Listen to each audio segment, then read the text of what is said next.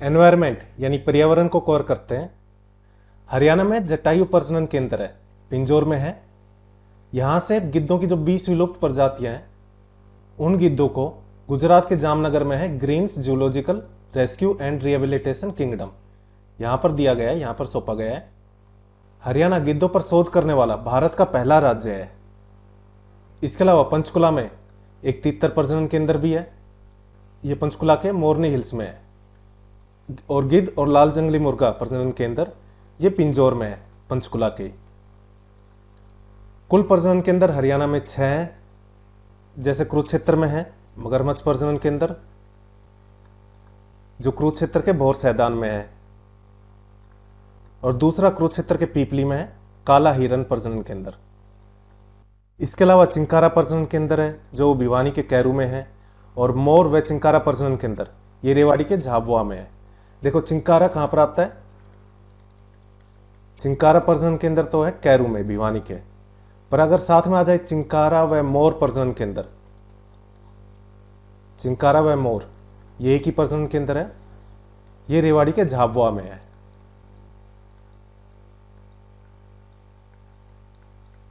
एक तो मगरमच्छ हो गया, काला हिरन, चिंकारा व मोर प्रजनन केंद्र रेवाड़ी के झाबुआ में।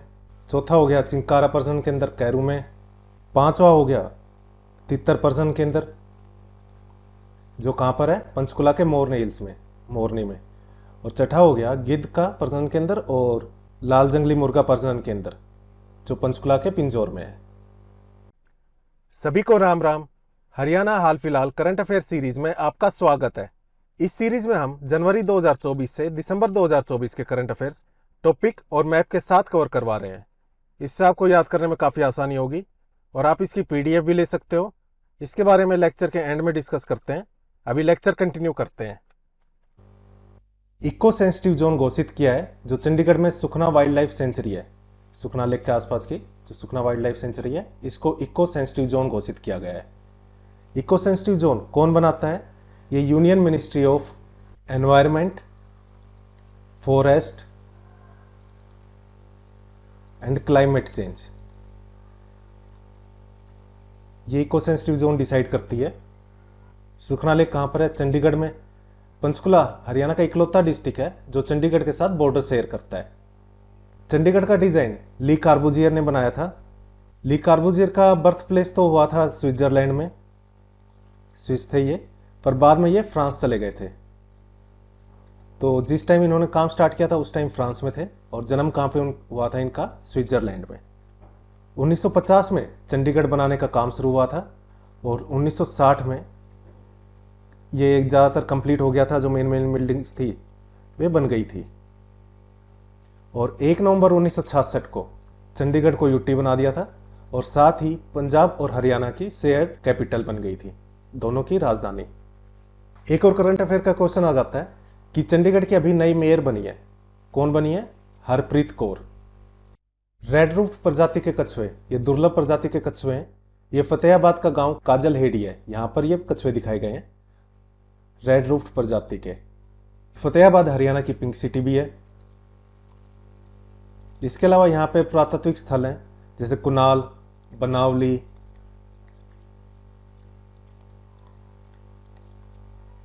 या करणकोट टीला,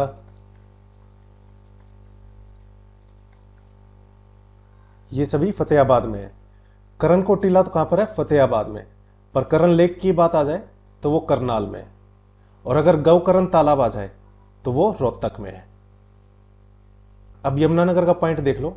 कालेसर नेशनल पार्क यमुनानगर में है। यहां पर तितली की कितनी प्रजाति पाई गई है? 96।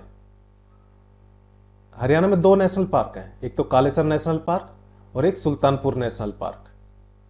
कालेसर नेशनल पार्क है, इसको नेशनल पार्क का दर्जा 2003 में दिया गया था, और ये 11,570 स्क्वायर किलोमीटर में फैला हुआ है, और भगवान शिव को समर्पित है कालेसर नेशनल पार्क।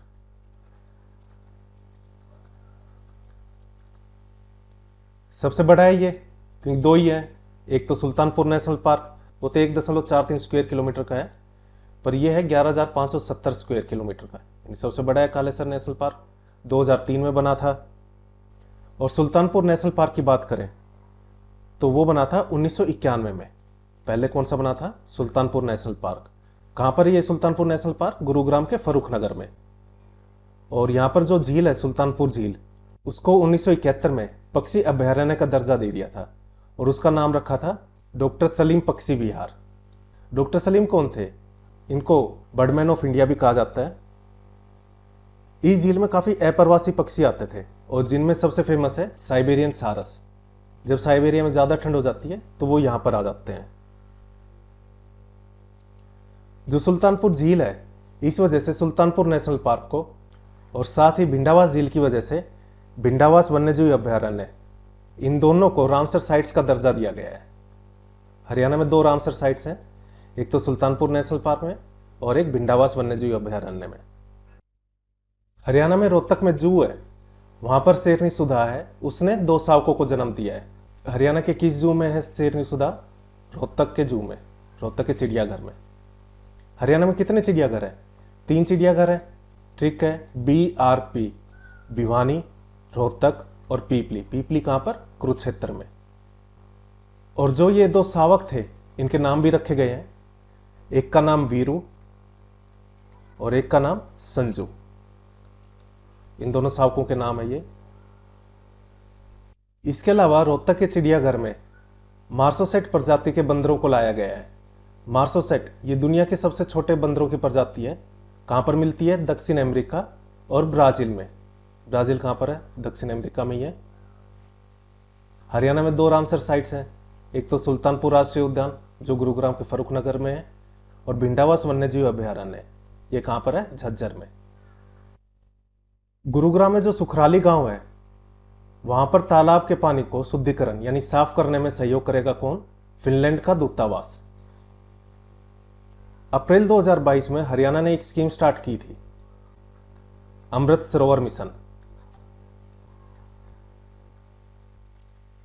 इसका उद्देश्य था जो भी तालाब है, सरोवर है या झोड़ है, उनको साफ और सुंदर बनाना। कब स्टार्ट हुई थी अमृत सरोवर? 2022 में अप्रैल। हिसार, इसको स्टील सिटी भी कहते हैं क्योंकि यहां पर जिंदल स्टेनलेस स्टील है, स्टील का काफी काम होता है। हिसार फिरोजा भी कहते हैं। तो यहां पर जो जिंदल स्टेनलेस स्टील है, वहां पर भारत का पहला हरित हाइड्रोजन संयंत्र लगेगा। कहां पर है ये? हिसार में। हरित हाइड्रोजन संयंत्र यानी यहां से जो बिजली बनेगी, एनर्जी जो बनेगी, उससे कार्बन का उत्सर्जन नहीं होगा, एमिशन नहीं होगा। और ये स्टेनलेस स्टील उद्योग के लिए दुनिया का पहला of grid green hydrogen plant है और रूफटॉप और फ्लोटिंग सोलर वाला दुनिया का पहला ग्रीन हाइड्रोजन प्लांट होगा ये। Association of microbiologist of India, microbiology कौन आते हैं इसमें? जैसे जो हम माइक्रोस्कोप से देखते हैं ना, चाहे बैक्टीरिया हो, वायरस, फंगस, ये सारे माइक्रोबायोलॉजिकल ऑर्गेनिज्म है। तो इन पर जो स्टडी करता है उसको माइक्रोबायोलॉजिस्ट कहते हैं। और इन्होंने मिलकर एक एसोसिएशन बना रखी है, AMI, association of microbiologist of India. इसका 65वां अंतर्राष्ट्रीय सम्मेलन आयोजित किया गया था हिसार की गुरु जंबेश्वर विश्वविद्यालय। और यहाँ के कुलपति कौन है? प्रोफेसर नरसिंहराम बिश्नोई। हरियाणा का विश्वविद्यालय गुरु जंबेश्वर यूनिवर्सिटी पर्यावरण क्षेत्र में जो अच्छा काम करते हैं, उत्कृष्ट कार्य, इस पर मधु बेसिन मेमोरियल अवार्ड देगा। मधु बेसिन मेमोरियल अवार्ड किस लिए दिया जाता है? पर्यावरण के क्षेत्र में उत्कृष्ट कार्य करने पर। कौन देगा? गुरु जंबेश्वर विज्ञान एवं प्रौद्योगिकी विश्वविद्यालय, GJU, गुरु जंबेश्वर यूनिवर्सिटी। हिसार में है ये। कुलपति कौन है? प्रोफेसर नरसिंहराम बिश्नोई। मौसम में बदलाव की जानकारी देने के लिए डोपलर मौसम रडार, डोपलर वेदर रडार लगाया गया है। कहां पर? हिसार में। देखो, डोपलर जो वेदर रडार, ये डोपलर इफेक्ट का यूज करता है। इसका यूज करके जो रेन ड्रॉप्स हैं, विंड है या जो हवा चल रही है, उसका डायरेक्शन, डिस्टेंस ये पता लगा लेता है और मौसम का अनुमान लगाता है इससे। डोपलर इफेक्ट क्या होता है?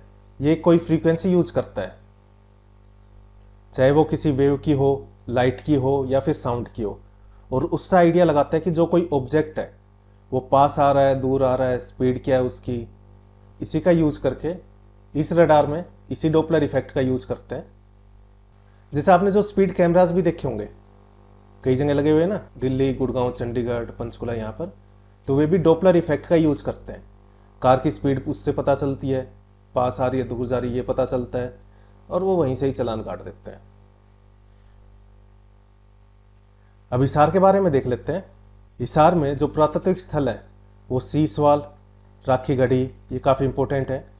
राखी गढ़ी हड़प्पा का सबसे बड़ा पुरातात्विक स्थल है। इसकी खोज किसने की थी इन दोनों की? सूरजभान ने। सूरजभान ने सीसवाल की तो की थी 1968 में, 1968 में, और राखी गढ़ी की 1969, 1969 में। हरियाणा सरकार ने वन से संबंधित योजना शुरू की है, उसका नाम है वन मित्र योजना। इस योजना में जो प्रदेश के युवा हैं 4 साल के लिए इनको वन मित्र बनाया जाएगा।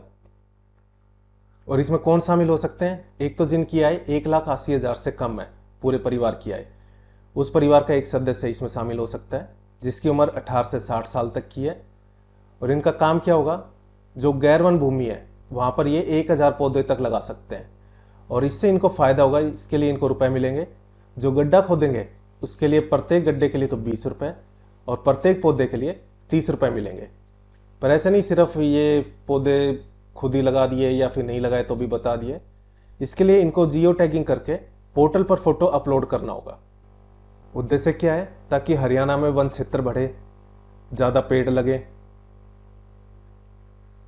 हरियाणा में जल संसाधन प्राधिकरण, इसके आंकड़ों के मुताबिक हरियाणा में जो भूजल स्तर ये 72.47 फीट तक पहुंच गया है, काफ़ी नीचे चला गया है भूजल। और प्रदेश में कितने ब्लॉक हैं? 142, उसमें से 88 ब्लॉक डार्क जोन में आ चुके हैं। डार्क जोन यानी वहां पर पानी की कमी हो गई है, काफ़ी नीचे पानी या मतलब भूजल स्तर पहुंच गया है। हरियाणा सरकार ने 2024 में कितने पौधे लगाने का लक्ष्य रखा है? 1.60 करोड़ पौधे। और इसके लिए एक अभियान की शुरुआत की है जिसका नाम है एक पेड़ मां के नाम। 2024 में ये योजना शुरू की गई थी। इसके अंतर्गत जो शहर है, प्रदेश के जो शहर हैं उसके आसपास हरियाली को बढ़ावा देने के उद्देश्य से मियावाकी वन विकसित किए जाएंगे। मियावाकी वन एक जापानी तकनीक है जिससे कम टाइम में ही एक वन एरिया काफ़ी बढ़ाया जा सकता है। इसके लिए NHAI, national highway authority of India, भारतीय राष्ट्रीय राजमार्ग प्राधिकरण, इसने जो हरियाणा एरिया के जो एक्सप्रेसवे हैं इसके राष्ट्रीय राजमार्गों के आसपास हरियाली बनाए रखने के लिए मियावाकी वृक्षारोपण योजना बनाई है। किसने योजना बनाई है? ये NHAI ने। कहाँ पर? जो राष्ट्रीय राजमार्ग हैं जो हरियाणा के एरियाज में आते हैं, एक्सप्रेसवेज, वहाँ पर। ये एक जापानी पद्धति है। इसके जरिए कम समय में जैव विविधता यानी अलग अलग टाइप के घने वन क्षेत्र विकसित किए जाते हैं। हरियाणा में पर्यावरण संकट काफ़ी बढ़ रहा है। इसके जवाब के लिए हरियाणा हरित घोषणा पत्र 2024, इसके विकास की पहल की है पीपल फॉर अरावलीज ग्रुप ने। इस घोषणा पत्र में जो हरियाणा के एनवायरनमेंट से रिलेटेड इश्यूज हैं उनके बारे में डिस्कस किया गया है, जैसे एयर पोल्यूशन या फिर जो वेस्ट मैनेजमेंट है या फिर ग्राउंड वाटर जो नीचे जा रहा है उसके बारे में, इनसे कैसे निपटा जाए इसके बारे में बताया गया है। हरियाणा में अक्टूबर 2024 तक हवा की गुणवत्ता जांचने के लिए CAQMS, कितने CAQMS काम कर रहे हैं? 29 CAQMS। इसका मतलब है continuous ambient air quality monitoring station. ये स्टेशन हवा की क्वालिटी को मापेंगे, उनका डाटा कलेक्ट करेंगे। और हरियाणा क्लीन एयर प्रोजेक्ट, इसके तहत कब तक हरियाणा को प्रदूषण मुक्त बनाने का लक्ष्य रखा है? 2030 तक हरियाणा को प्रदूषण मुक्त बनाने का लक्ष्य रखा है। साथ ही मलेरिया के लिए 2025 तक का लक्ष्य रखा है हरियाणा ने। वैसे दोनों में काफ़ी मुश्किल टारगेट है, पर उम्मीद करते हैं अचीव कर लेंगे ये। और केंद्र सरकार ने जो पराली जलाते हैं उसके लिए जुर्माना दुगना कर दिया है। पहले जितना था उससे अब दुगना लगेगा। पहले 2 एकड़ से कम भूमि वाले किसानों पर 2,500 का जुर्माना लगता था, जो अब 5,000 तक का कर दिया है। साथ ही 2 से 5 एकड़ तक की जिनकी कृषि भूमि है उनके लिए 10,000 रुपये का जुर्माना कर दिया है, और 5 एकड़ से अधिक भूमि वाले किसानों पर 30,000 रुपये का जुर्माना कर दिया है अगर वे पराली जलाते हैं तो। हरियाणा का जो पर्यावरण एवं जल परिवर्तन विभाग है उसने अपील दायर करने के लिए पोर्टल लॉन्च किया है, appeal.harenvironment.gov.in। इस वेबसाइट से कोई अपील दायर कर सकते हैं जो ये आदेश देते हैं उसके विरुद्ध। किसके अंदर ये आदेश देते हैं? कौन से कानून है? जल प्रदूषण निवारण एवं नियंत्रण 1974 का एक्ट है। इसके अलावा वायु के लिए प्रदूषण निवारण एवं नियंत्रण अधिनियम 1981 का है। इसके तहत जो ये आदेश पारित करते हैं उसके विरुद्ध ऑनलाइन अपील दायर कर सकते हैं इस वेबसाइट पर जाकर।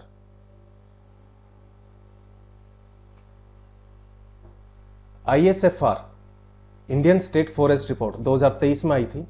भारत वन स्थिति रिपोर्ट 2 साल में एक बार आती है ये। इससे पहले 21 में आई थी, उसके बाद 23 में आई है। अब कब आएगी? 25 में इसी साल। तो अभी तक आई नहीं है, आएगी तो फिर वो भी कवर करवा देंगे। पर ये काफी इंपॉर्टेंट है 23 वाली, इसमें से क्वेश्चन आने के काफी चांसेस है। भारत में फॉरेस्ट कवर यानी वन आवरण 7,15,342.61 वर्ग किलोमीटर है और ये कुल भौगोलिक क्षेत्र का 21.76% है। यहां बात हो रही है फॉरेस्ट कवर की, वन आवरण की। और अगर ट्री कवर की बात करें तो वो है 1,12,014 स्क्वायर किलोमीटर, कुल एरिया का 3.41% है। तो भारत में कुल वन और वृक्षों का कुल आवरण यानी forest and tree cover total कितना हो गया? 8,27,356.95 वर्ग किलोमीटर। तो ये कुल भौगोलिक क्षेत्र का कितना प्रतिशत हो जाएगा? 25.17%। और स्क्रब्स यानी झाड़ीदार एरिया जो है वो 1.33% पर है। स्क्रब्स का मतलब झाड़ियां ही होती हैं। और हरियाणा की बात करें तो वन आवरण यानी फॉरेस्ट कवर 1,614 स्क्वायर किलोमीटर है 2023 की रिपोर्ट के अनुसार। पर जो 2021 में आई थी ये रिपोर्ट, उसके हिसाब से उस टाइम था 1,628 स्क्वायर किलोमीटर, यानी फॉरेस्ट कवर घटा है कितना? 14 स्क्वायर किलोमीटर घटा है। और ट्री कवर यानी वृक्षों का आवरण 1,693 स्क्वायर किलोमीटर है। 2021 में था ये 1,552 स्क्वायर किलोमीटर यानी वर्ग किलोमीटर। ट्री कवर बढ़ा है कितना? 141 स्क्वायर किलोमीटर। अब हरियाणा में total forest and tree cover की बात करें, वन और वृक्षों के आवरण की, तो यह है 3,307 स्क्वायर किलोमीटर। 2021 में कितना था? 3,180 स्क्वायर किलोमीटर, यानी बढ़ा है कितना? 127 स्क्वायर किलोमीटर। पर अगर फॉरेस्ट की बात करें तो उसमें कम हुआ है, ट्री कवर में बढ़ा है। तो अगर परसेंटेज में बात करें तो हरियाणा का 7.43% area forest and tree cover में आता है, वन और वृक्ष आवरण में। मैक्सिमम वन आवरण फॉरेस्ट कवर डिस्ट्रिक्ट वाइज बात करें तो सबसे ज्यादा है पंचकुला में और सबसे कम है पलवल में। सबसे ज्यादा पंचकुला के बाद दूसरे नंबर पर आता है यमुनानगर, तीसरे पर गुड़गांव और सबसे कम में सबसे पहले नंबर पर कौन आता है? पलवल, उसके बाद रोहतक। अगर परसेंटेज में बात करें तो भी सबसे ज्यादा फॉरेस्ट एरिया कहां का है? पंचकुला का। और सबसे कम कहां का है? करनाल का। भारत में पिछले 2 वर्षों में देश भर में कुल वन और वृक्ष आवरण यानी टोटल फॉरेस्ट और ट्री कवर में 1,445 स्क्वायर किलोमीटर वर्ग किलोमीटर की बढ़ोतरी हुई है, जबकि हरियाणा में यहां पर डेंस फॉरेस्ट कवर में गिरावट देखी गई है। डेंस यानी जो घने जंगल होते हैं उनकी बात हो रही है फॉरेस्ट कवर में। वेरी डेंस फॉरेस्ट एरिया कितना है? 27.17 स्क्वायर किलोमीटर का। 0.06% एरिया में MDF यानी मॉडरेटली डेंस फॉरेस्ट मध्यम घने वन 441.18 स्क्वायर किलोमीटर का है, यह आता है 1% एरिया में। और ओपन फॉरेस्ट यानी उससे भी कम घना वन है, यह है 1,145.91 स्क्वायर किलोमीटर और परसेंटेज में ये कितना हो जाता है? 2.59%। अगर टोटल की बात करें तो कितना हो गया ये? 1,614.26 स्क्वायर किलोमीटर यानी 3.65%। और स्क्रब्स ये 174.38 स्क्वायर किलोमीटर में आता है, कितना है ये? 0.39%। हरियाणा में 2021 में जो पिछली रिपोर्ट आई थी उसके बाद वेरी डेंस फॉरेस्ट में 0.83 स्क्वायर किलोमीटर यानी 3% की। और जो मॉडरेटली डेंस फॉरेस्ट एरियाज हैं MDF यानी मॉडरेटली डेंस फॉरेस्ट मध्यम घने वन, इसमें 4.2 वर्ग किलोमीटर यानी करीब 1% की कमी आई है। मॉडरेटली में तो आई है कमी 1% की और वेरी डेंस फॉरेस्ट में 3% की कमी आई है। और ये दोनों एरियाज दिए हुए हैं जितने वर्ग किलोमीटर की कमी आई है। पिछली जो 2021 में रिपोर्ट आई थी उसके कंपेयर में बताया गया है। और जो ओपन फॉरेस्ट है, खुले जंगल, उसमें बढ़ोतरी हुई है। बेशक मामूली हुई हो पर बढ़ोतरी तो हुई है। 2021 में 1130.10 वर्ग किलोमीटर था, जो 2023 में बढ़कर 1145.91 वर्ग किलोमीटर हो गया है। साथ ही स्क्रब लैंड में भी बढ़ोतरी हुई है। झाड़ीदार भूमि में 2021 में ये था 158.93 वर्ग किलोमीटर, इसमें बढ़ोतरी कितनी हुई है 0.36, जो 2023 में बढ़कर कितना हो गया 174.38 स्क्वायर किलोमीटर। पहले था 0.36%, अब कितना हो गया है 0.39% हो गया है। हरियाणा के 22 जिलों में से 15 जिलों में पिछले 2 साल में वन क्षेत्र में कमी दर्ज की गई है। 15 में तो भाई साहब कमी हुई है वन में। सबसे ज्यादा गिरावट रोहतक में हुई है। कितनी गिरावट हुई है 4.28% की वन क्षेत्र में। उसके बाद दूसरे नंबर पर कौन आता है, मेवात, 4.05% की कमी हुई है। और जबकि अंबाला में, जो अंबाला का वन क्षेत्र है, वहां पर सबसे ज्यादा बढ़ोतरी दर्ज की गई है। 2021 से 23 के बीच 4.08% की बढ़ोतरी हुई है। और सबसे ज्यादा कमी रोहतक में 4.28% की।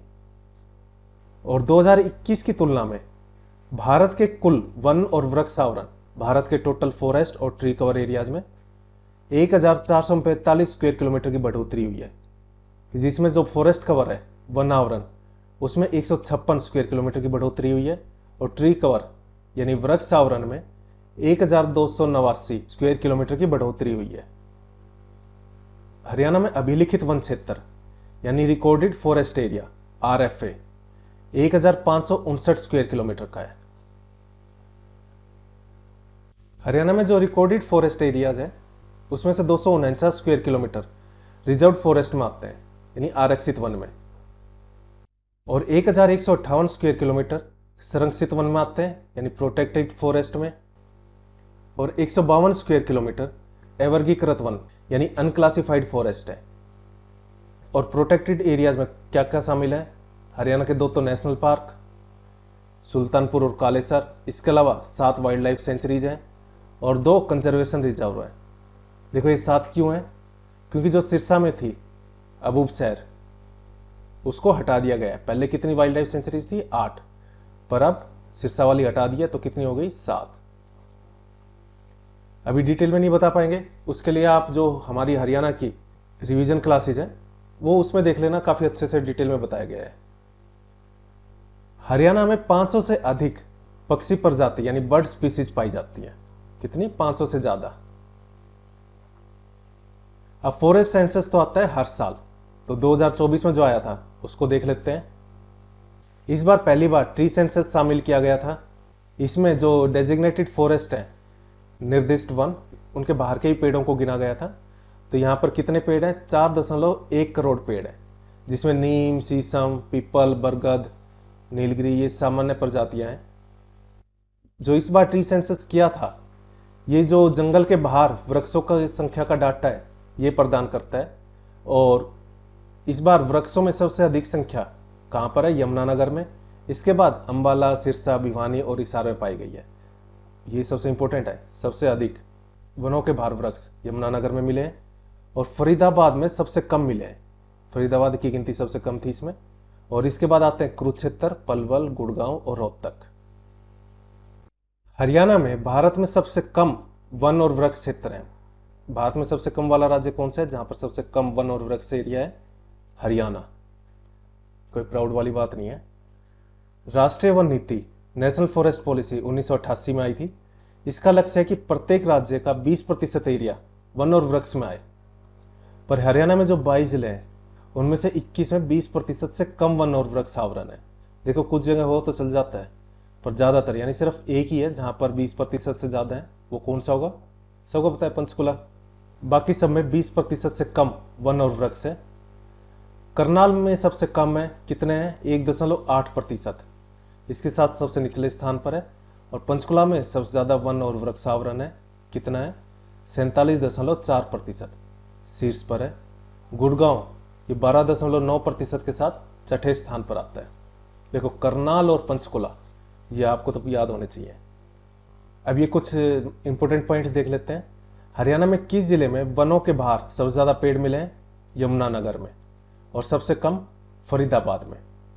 हरियाणा सरकार की वन नीति 2006 में आई थी और अंतर्राष्ट्रीय वन दिवस कब मनाया जाता है? 21 मार्च को। और हरियाणा में 13 जुलाई 2024 को राज्य स्तरीय वन महोत्सव आयोजित किया गया था। कौन सा था ये? 75वां। इस लेक्चर में इतना ही। अगर आपको लेक्चर अच्छा लगा हो तो लाइक, शेयर और सब्सक्राइब करें। कोई डाउट है तो आप कमेंट बॉक्स में कमेंट करके पूछ सकते हैं। हमने हरियाणा के सभी एग्जाम्स के लिए 2 सीरीज तैयार की हैं। एक हरियाणा हाल फिलहाल करंट अफेयर्स और दूसरी है हरियाणा जीके फटाफट रिवीजन। ये आपके HCS, CET सभी एग्जाम्स के लिए काफ़ी हेल्पफुल होगी। हरियाणा हाल फिलहाल करंट अफेयर्स की PDF 39 रुपीज़ की है और इसमें हम करंट अफेयर्स टॉपिक्स और मैप के साथ कवर करवा रहे हैं, जिससे आपको याद करने में काफ़ी आसानी होगी। इस 39 रुपीज़ की PDF में 2024 का कंप्लीट करंट अफेयर कवर होगा, साथ ही 2025 का करंट अफेयर जब तक कि CET प्री नहीं हो जाता तब तक का करंट अफेयर की PDF आपको मंथली मिलेगी। और हरियाणा जीके फटाफट रिवीजन ये PDF सिर्फ 29 रुपीज़ की है और इसमें हरियाणा जीके के सभी इंपॉर्टेंट पॉइंट्स कवर हैं टॉपिक्स और मैप के साथ। ये PDF 35 पेज की है और आप चाहो तो एक दिन में भी ये कवर कर सकते हो, जिससे आपका कंप्लीट हरियाणा कवर हो जाएगा। अगर आप ये दोनों लेते हो तो इसका प्राइस है 49 रुपीज़। इसके लिए आपको करना क्या है, ये जो नंबर है 9958049906 इस पर UPI करना है और इसका स्क्रीनशॉट इसी नंबर पर व्हाट्सएप कर देना है। उसके बाद हम उस पर PDF सेंड कर देंगे और अगर आपको इससे रिलेटेड कोई डाउट है तो इस पर व्हाट्सएप करके पूछ सकते हो 9958049906 पर। इस लेक्चर में इतना ही। Thank you. जय हिंद, जय भारत।